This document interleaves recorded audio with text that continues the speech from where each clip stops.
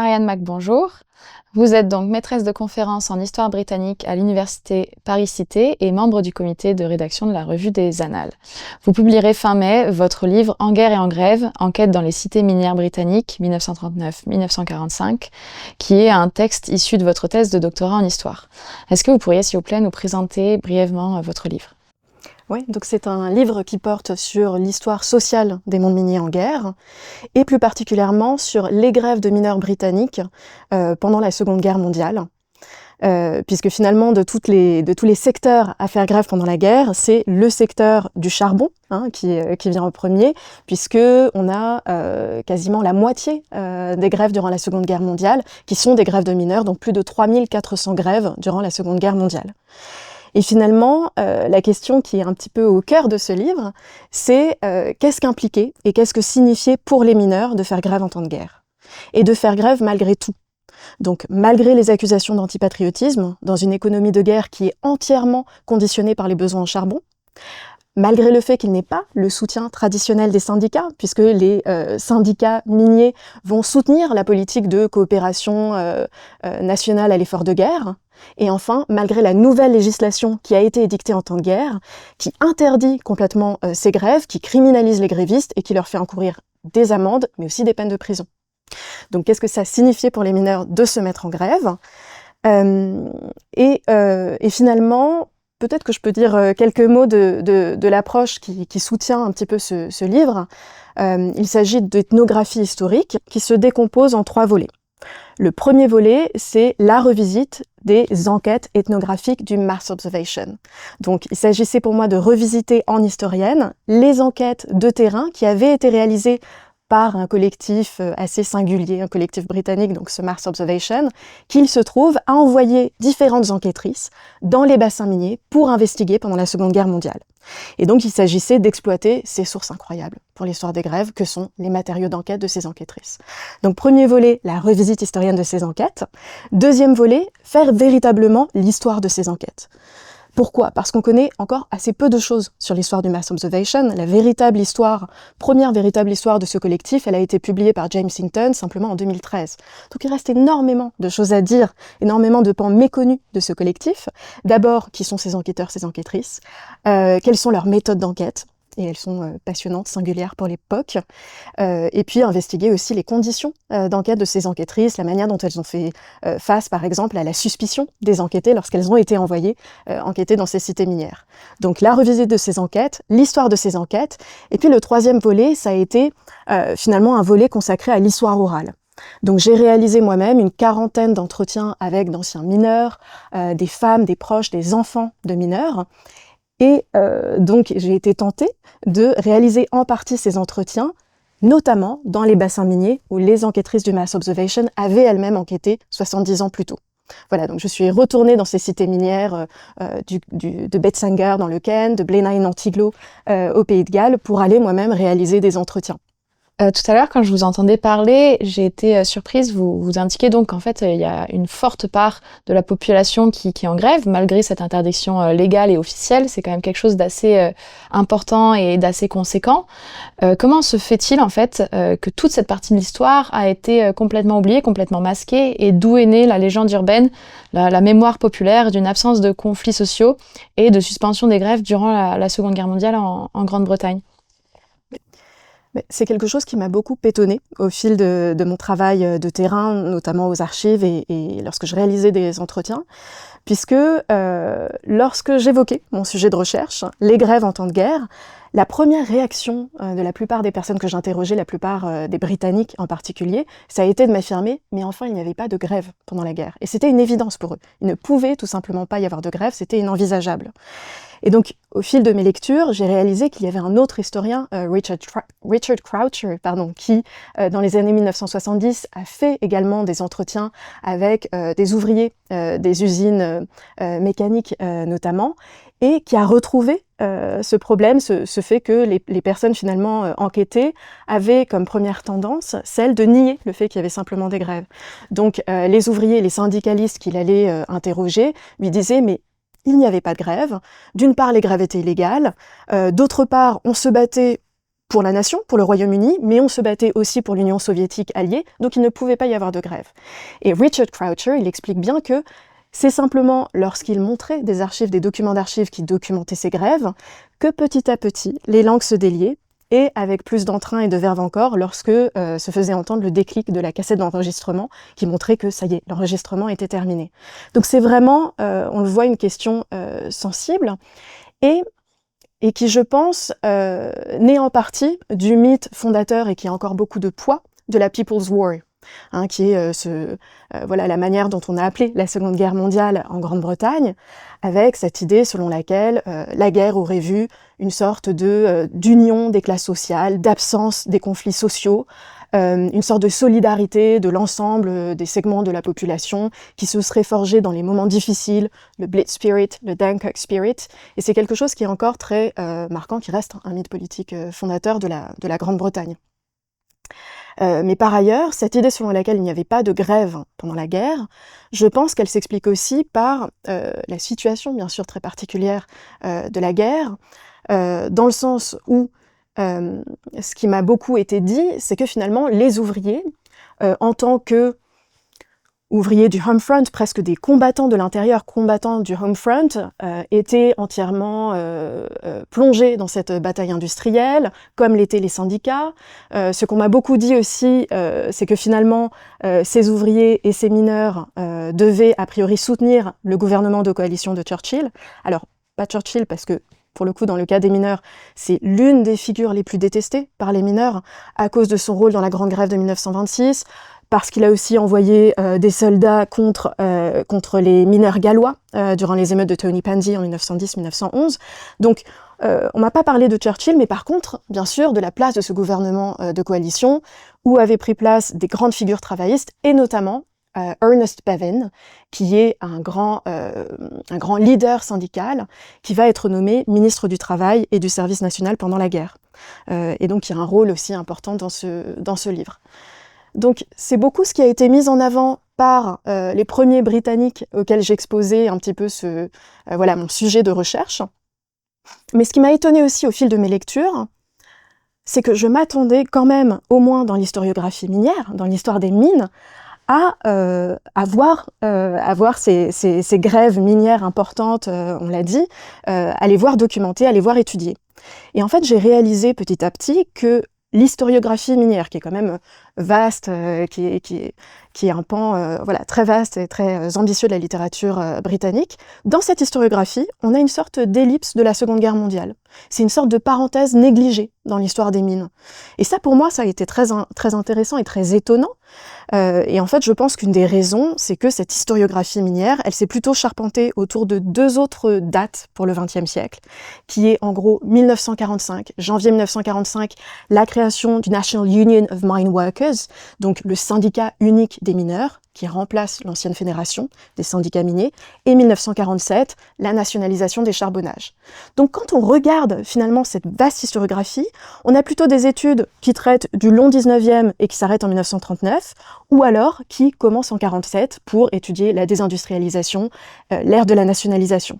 Mais la Seconde Guerre mondiale, elle a longtemps été négligée de cette littérature. Oui, donc quand je vous entends, ce qui revient beaucoup, c'est ce tiraillement, presque ce tabou historique et cette ambivalence qui naît du dualisme alors ressenti par les grévistes, qui en fait sont pris dans une position entre une lutte ouvrière sociale et un sentiment patriotique relatif à la Seconde Guerre mondiale. Donc, est-ce que vous pouvez un peu développer sur cette ambivalence, mais aussi dans quelle mesure ce paradoxe a donné vie à des clivages et des conflits sociaux ? Et comment il a pu mettre en porte-à-faux alors les mineurs de l'époque qui se battaient pour leurs droits, mais qui étaient également des citoyens en pleine Seconde Guerre mondiale. Là, peut-être que le détour, pour le coup, par la France et par la situation des mineurs français peut éclairer un petit peu la situation des mineurs britanniques, puisque contrairement aux mineurs français qui, durant la période d'occupation, lorsqu'ils font grève, sont d'emblée assimilés à des héros plutôt de la résistance, les mineurs britanniques en grève sont directement assimilés à des figures de l'antipatriotisme. Et donc c'est vrai que l'une des choses qui m'intéressait, c'était ce conflit entre justice sociale et patriotisme. Le fait de faire grève en temps de guerre semblait impliquer pour les mineurs le dilemme suivant: faut-il être solidaire de la classe ouvrière ou solidaire de la nation? Et donc, ce qui m'intéressait, c'était de sortir un petit peu de toute la littérature qui évoquait le patriotisme d'une manière très surplombante, pour aller voir vraiment dans les cités minières comment ce conflit il s'exprimait et comment il était exprimé par les mineurs lorsqu'ils discutaient, attablaient dans les pubs, comment ce conflit s'exprimait dans les discussions entre les femmes de mineurs, dans les épiceries, dans les gargotes de fish and chips, et donc aller voir au ras du sol, finalement, comment s'exprimait ce bouleversement normatif qu'avait impliqué la guerre, voilà, et les effets de cette guerre aussi sur le fait finalement que les mineurs devaient tout d'un coup réinventer les principes de légitimation d'un juste salaire. Et donc c'est vraiment ça qui m'intéressait. Et l'une des choses qui m'a surprise, c'est qu'en lisant finalement les discours des contemporains, il y a une chose qui est très claire, qui est très nette. Tout le monde semble être convaincu que finalement le fait que les mineurs se mettent volontiers en grève pendant la guerre est à mettre sur le compte de l'isolement des communautés minières. Ces cités minières, elles seraient isolées du reste de la nation, enclavées dans des vallées minières, et donc elles seraient déconnectées des enjeux de la guerre. Or, ce que j'ai essayé de montrer dans ce livre, c'est qu'à contrario, la guerre, elle est partout dans les cités minières. Et que les mineurs, ils en parlent, ils en débattent et ils se débattent avec le fait de faire grève en temps de guerre. Oui, et toute cette enquête, vous avez pu justement la saisir, la réaliser et la développer donc grâce aux archives du Mass Observation qui ont saisi l'histoire en temps réel, sur le vif, et donc avec ce fond qui est à la fois oral, qui est lié à des entretiens, qui est lié à des transcriptions, quelque chose qui est très vif et très dynamique et au plus proche du réel. Alors j'ai deux questions. Comment avez-vous pris connaissance de ce fond, qui est très riche et très particulier, et quelle est justement la nature de toutes ces archives que vous avez travaillées, qui sont donc celles du Mass Observation? Alors, ce fonds du Mass Observation, il est effectivement fascinant, et le collectif lui-même est fascinant, et personnellement, il me pose problème, puisque depuis que j'ai découvert ces archives, ces enquêtes, je peux tout simplement pas les laisser, donc elles me poursuivent. Mais peut-être pour en dire un petit peu plus de ce collectif d'enquête, donc le Mass Observation, il a été créé en 1937, et l'enjeu de ce collectif qui est indépendant, extra-universitaire et très autodidacte, c'est, comme ils le disent, de fonder une anthropology of ourselves, donc une anthropologie de nous-mêmes, utiliser les méthodes de l'anthropologie et les ramener sur le sol britannique. Et donc ils vont notamment être très intéressés par la vie des classes populaires, surtout voilà, au début de la vie de ce collectif, donc à la fin des années 1930. Et puis, avec le début de la guerre, leurs enquêtes vont plus largement s'intéresser aux effets du conflit mondial sur la population civile. Et donc, ce collectif, il est très particulier. Il a une place particulière dans le paysage scientifique des années 1930-1940, parce qu'il est créé par 3 jeunes intellectuels qui sont un petit peu en marge de ce paysage scientifique, des intellectuels qui mettent en avant plutôt les community studies et la tradition de Chicago, alors qu'à l'époque, la sociologie britannique qui essaye voilà, de se consolider, elle met plutôt en avant les méthodes quantitatives. Donc, un collectif un peu étrange, qui par ailleurs a une rhétorique parfois un peu anti-universitaire, puisqu'il s'agit de démocratiser les sciences sociales, mais qui malgré tout a des appuis très importants, comme celui de Malinowski, de Rowntree, par exemple, ou de Lazarsfeld. Donc un collectif qui est parfois un petit peu difficile à replacer.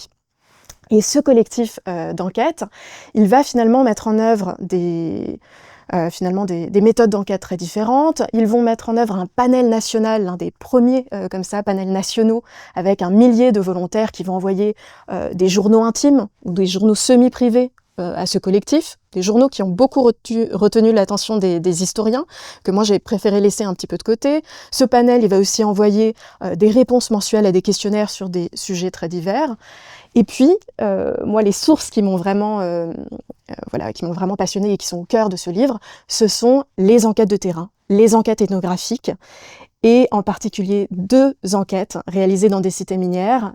Une première enquête réalisée par Veronica Tester, à Betzinger, donc dans une cité minière du Kent, lors d'une grande grève de janvier 1942, une grève emblématique, la grève qui va permettre de montrer que la législation qui a été édictée en temps de guerre, eh bien, il est finalement très difficile de la mettre en œuvre et qui va tenir en échec cette législation. Donc cette première enquête.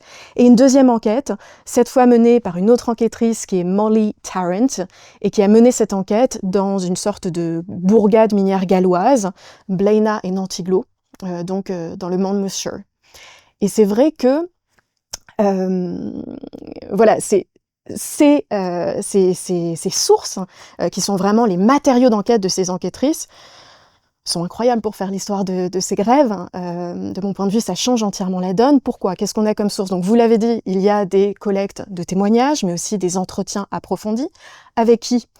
Bien sûr, avec des mineurs qui sont à différents postes, au jour ou alors au fond, mais aussi avec des grévistes, des non-grévistes, des représentants syndicaux, des représentants patronaux, des porions, des agents de conciliation qui sont envoyés par les ministères pour essayer de mettre fin à la grève, des femmes de mineurs, des enfants de mineurs, des petits commerçants dans la cité minière, mais aussi dans les villes alentours. Donc l'enjeu, c'est vraiment de saisir, donc au ras du sol, cette grève, mais aussi de la saisir en communauté, vraiment en communauté, et donc dépasser un petit peu une histoire minière qui a tendance à mettre au centre vraiment le mineur, en plus le mineur un petit peu figé dans une posture de héros de la classe ouvrière, toujours en lutte.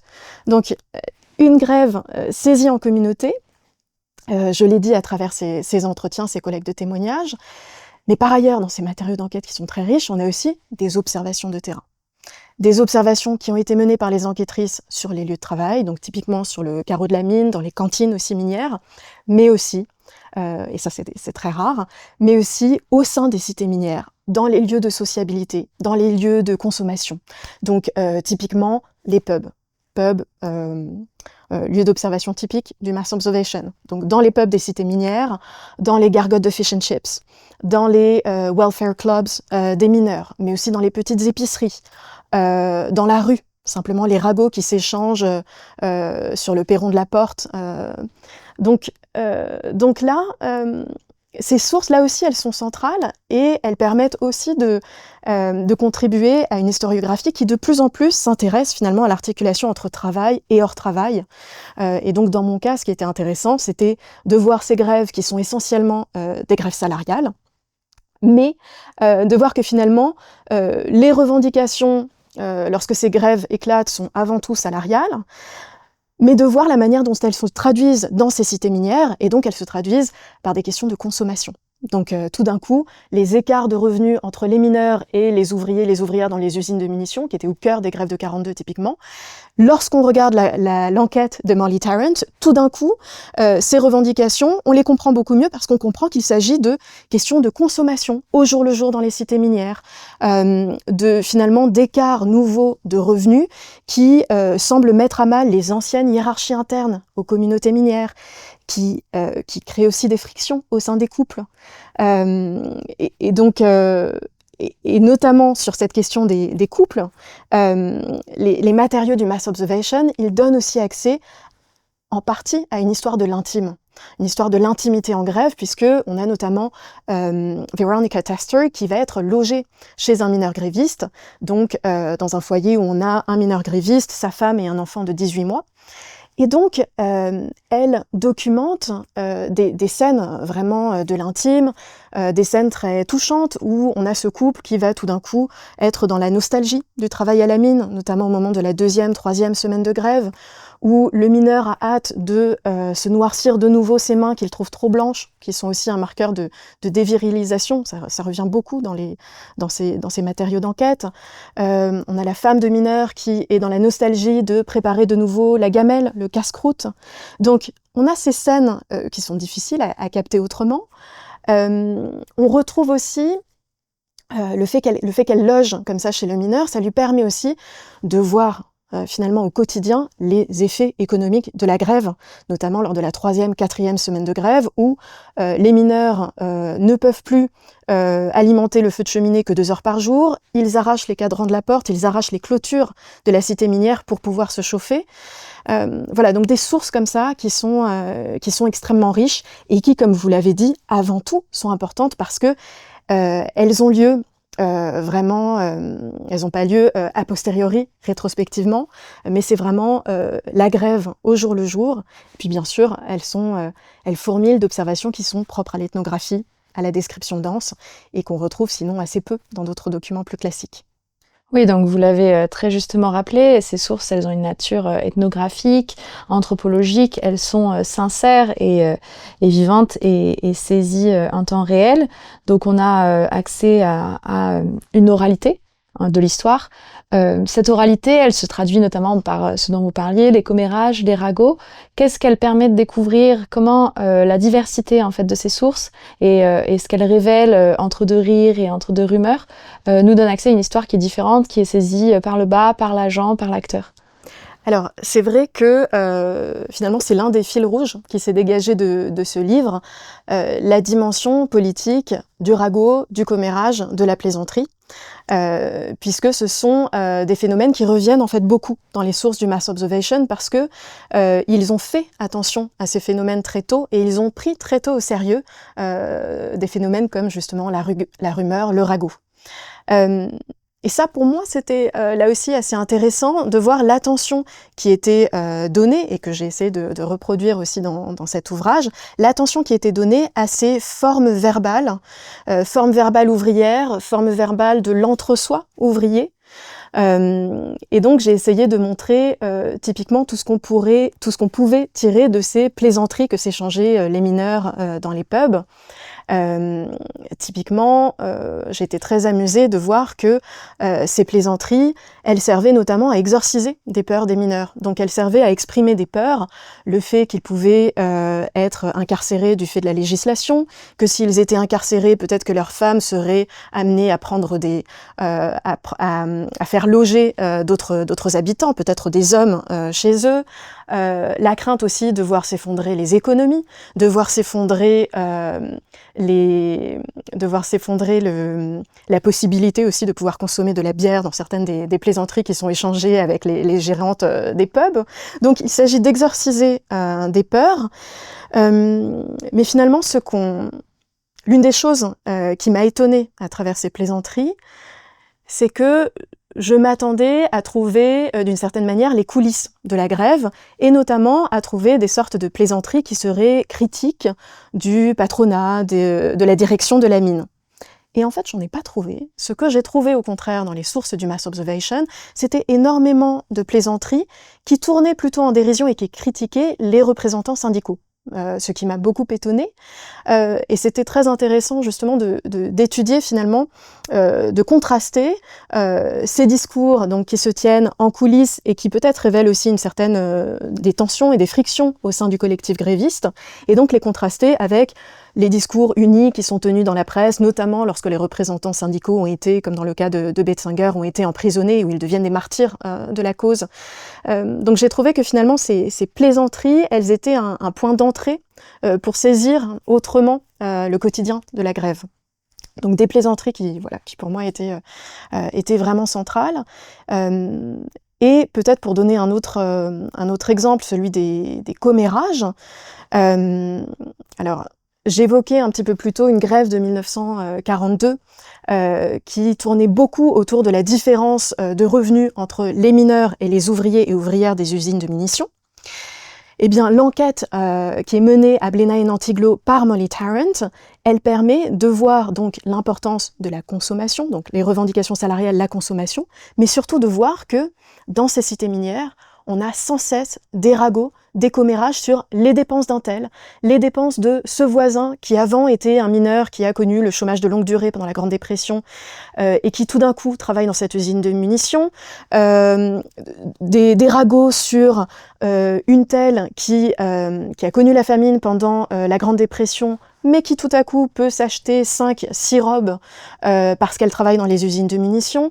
Et donc, de voir finalement l'importance de ces ragots et vraiment ce qu'ils traduisaient aussi des craintes, en fait, face à l'ébranlement des hiérarchies villageoises, avec bien sûr une sorte de pression niveleuse au sein de ces cités minières.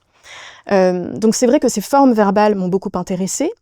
Et de manière générale, je dirais que, parce que vous évoquiez l'importance de l'oralité, et je dirais que j'ai tenté, en tout cas dans cet ouvrage, de donner la parole le plus possible aux acteurs, qu'il s'agisse des mineurs enquêtés, des mineurs qui avaient répondu à ces enquêtrices du Mars Observation, ou de mes propres témoins, des mineurs que j'avais interrogés dans les années 2010. Et donc c'est vrai que, bien sûr, c'est venu avec toute une réflexion sur la manière de transcrire typiquement les entretiens, rester au plus proche de ces témoignages, avec malheureusement l'enjeu supplémentaire qui était celui de la traduction, qui nous fait perdre en particulier voilà, certaines particularités des entretiens. Mais je dirais qu'un autre enjeu, ça a été donc non seulement de donner une place importante à cette parole, mais aussi de rendre compte des conditions de recueil de cette parole, que ce soit du côté des enquêtrices du Mars Observation, donc éclairer ces conditions d'enquête, ou que ce soit du côté de mes propres entretiens. Et c'est pour ça que, voilà, dans l'ouvrage, il m'a semblé important d'inclure une annexe assez longue sur les entretiens que j'ai menés et sur cette enquête orale.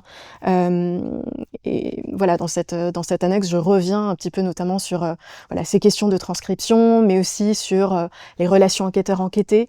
Et c'est peut-être aussi le lieu de parallèle entre ma propre enquête et celle menée par les enquêtrices du MO.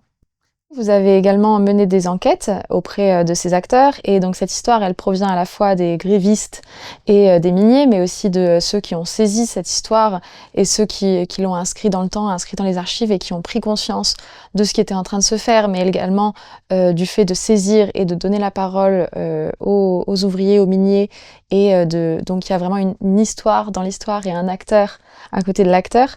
Est-ce que ces enquêtes que vous avez menées par la suite, ce fonds d'archives, vous permettent de dire que vous avez mené une histoire par le bas et une histoire vivante? Alors, c'est vrai que comme vous le soulignez, on a différentes enquêtes emboîtées. Il y a les enquêtes menées par les enquêtrices du Mars Observation, l'enquête orale que j'ai moi-même menée, l'enquête que je mène sur ces enquêtes. Donc on pourrait presque dire que dans ce livre, on a des enquêtes au carré ou des enquêtes au cube. Et c'est vrai que voilà, ce thème de l'enquête est aussi le thème qui est un peu la clé de voûte en fait de cet ouvrage. Alors, une histoire par le bas, absolument, puisque c'est bien ce que permettent de faire finalement les enquêtes du Mars Observation.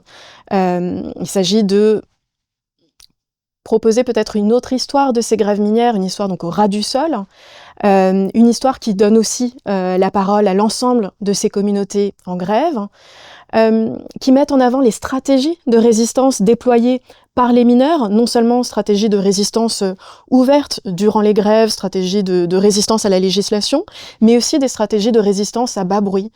Typiquement, grâce aux enquêtes du Mars Observation, on découvre les codes que s'échangeaient les mineurs pour se dire « ça y est, il faut lancer la grève, il faut commencer la grève ». Et donc typiquement, elles évoquent le fait que pour communiquer dans la mine, et notamment entre les ouvriers du jour et du fond, ils essayaient d'écrire des messages à la craie sur les berlines, sur les wagonnets de mine. Premier code qui a été découvert par le manager détesté de la mine, qui est un fameux Charles Maggie que tout le monde craint. Donc deuxième code, ils vont essayer de griffonner sur les étais de mine qui soutiennent les mines. Là aussi code découvert. Donc ils vont inventer comme ça différents codes pour lancer la grève. Donc une histoire par le bas, attentive bien sûr à l'agency des acteurs, mais aussi attentive finalement aux hésitations, aux revirements de la grève, puisqu'on est dans cette histoire en train de se faire, et donc une histoire peut-être aussi attentive aux positions un peu dialogiques des acteurs en grève. Donc oui, je ne sais pas si ça répond complètement à... Si, tout à fait. Et votre réponse est très inspirante dans le sens où ce livre qui s'appelle En guerre et en grève, avec donc daté 1939-1945, il fait écho en premier lieu à la Seconde Guerre mondiale, qu'on connaît tous largement, qui est enseignée à l'école, mais en réalité c'est aussi un livre de sciences humaines qui indique ce que c'est que de faire des sciences humaines et ce que c'est que de saisir la science et de saisir l'histoire, mais c'est aussi un livre d'histoire militante et d'histoire ouvrière. Est-ce que vous pourriez, pour terminer, me développer un tout petit peu sur cet aspect et nous indiquer comment cette histoire s'inscrit dans une histoire militante, s'il vous plaît? Oui. Alors, complètement, puisque effectivement, dans ces grèves qui sont menées pendant la Seconde Guerre mondiale, on va voir réapparaître des revendications qui sont en fait anciennes et qui s'inscrivent dans l'histoire longue du militantisme minier. Typiquement, en 1942, les mineurs vont obtenir le principe de négociation salariale à l'échelle nationale, alors que jusqu'ici, l'ensemble des négociations salariales se faisaient à l'échelle des districts régionaux. Et donc ça, c'est une revendication ancienne des mineurs qui date notamment de la Grande Grève de 1921. Ils vont d'ailleurs obtenir des avancées très importantes, avec notamment la mise en place d'un salaire minimum national. Là encore, pour la première fois, donc un salaire hebdomadaire de 83 shillings pour les mineurs de fond, 78 shillings au jour. Donc finalement, cette histoire, elle s'inscrit aussi dans une histoire économique, une histoire militante également de la corporation minière. Mais c'est vrai que de manière plus générale, j'ai essayé d'explorer aussi quand même ce que ça impliquait de faire grève quand on n'a pas forcément le soutien, ou en tout cas pas le soutien entier, des instances syndicales, et notamment interroger finalement les modalités d'organisation et d'extension de ces grèves qui sont donc largement unofficial, comme on les appelle, donc des grèves non officielles, voire complètement sauvages, qui battent en brèche cette autorité syndicale.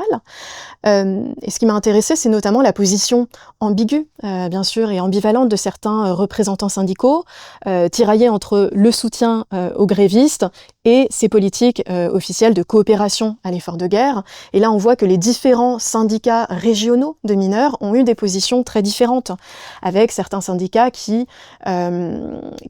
par exemple, se sont emparés de la législation de guerre, le décret 1305 qui interdisait les grèves, et qui en ont fait une sorte d'outil de mise au pas des mineurs. D'autres qui, au contraire, ont été emprisonnés pour avoir soutenu les mineurs grévistes. Donc c'est vrai que ça posait énormément de questions aussi sur ces stratégies, tout simplement, de résistance à la législation. Mais je dirais que peut-être de manière plus générale, ce qui est au cœur du livre, c'est vraiment la question de la politisation ordinaire et vraiment au quotidien, et la manière dont elle peut passer parfois par donc ces formes verbales dont on parlait, très quotidiennes, évanescentes, des plaisanteries que s'échangent les mineurs, mais aussi des salutations quotidiennes que s'échangent cette fois les femmes de grévistes pour s'assurer que tout le monde va tenir en grève et ne la poursuite du mouvement. Donc c'est vraiment ce que j'ai essayé de mettre un petit peu en avant dans ce livre. Oui, c'est ce qui est tout à fait saisissant, c'est que ça reste tout à fait actuel et contemporain, et les problématiques sont très vives. Merci beaucoup, Ariane Mac. Donc, Merci. pour rappel, votre livre En guerre et en grève sera publié aux éditions de l'EHESS fin mai, et vous serez présente à Toulouse du 15 au 18 pour participer au festival L'Histoire à venir, qui se déroulera dans la librairie Ombre Blanche, mais également dans toute la ville. J'en suis ravie. Merci. Merci.